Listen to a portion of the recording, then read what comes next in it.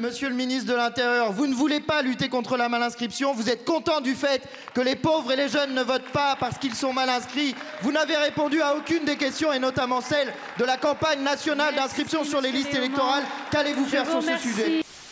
Aimez-vous la République? La question se pose car en République, l'égalité se définit dans le vote. Une personne égale une voix. Riche ou pauvre, dans l'isoloir, nous sommes tous égaux. Mais encore faut-il pouvoir voter. Et si vous ne faites rien, le 9 juin, nombre de nos compatriotes ne pourront pas voter aux européennes. Mais peut-être est-ce votre objectif caché? Car comme le dit notre campagne d'inscription sur les listes électorales, les riches votent. Et les autres, les pauvres et les jeunes, votent beaucoup moins. Pourquoi? Parce qu'ils ne le veulent pas? Ou parce qu'ils ne le peuvent pas?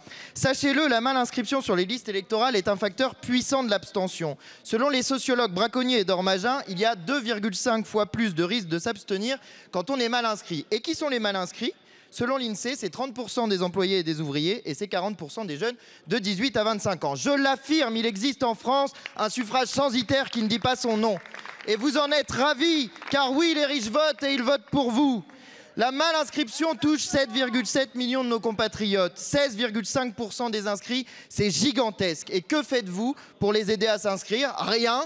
Pire, vous leur mettez des bâtons dans les roues en imposant d'utiliser France Connect pour s'inscrire. Vous avez même imposé cet outil vendredi dernier pour vérifier cette situation électorale. Alors ma question est simple, est-ce que vous vous moquez de nous, monsieur le Premier ministre? Répondez, allez-vous oui ou non supprimer l'usage de cet outil? Allez-vous oui ou non faire une campagne nationale d'inscription sur les listes électorales? Allez-vous oui ou non enfin vous bouger pour lutter contre la non-inscription et la malinscription? Monsieur Attal, le terme ministre vient du latin ministère, qui veut dire serviteur. Alors, monsieur le premier serviteur, sur cette question, allez-vous, oui ou non, cesser de servir les intérêts des riches et commencer à servir les intérêts du peuple? Merci.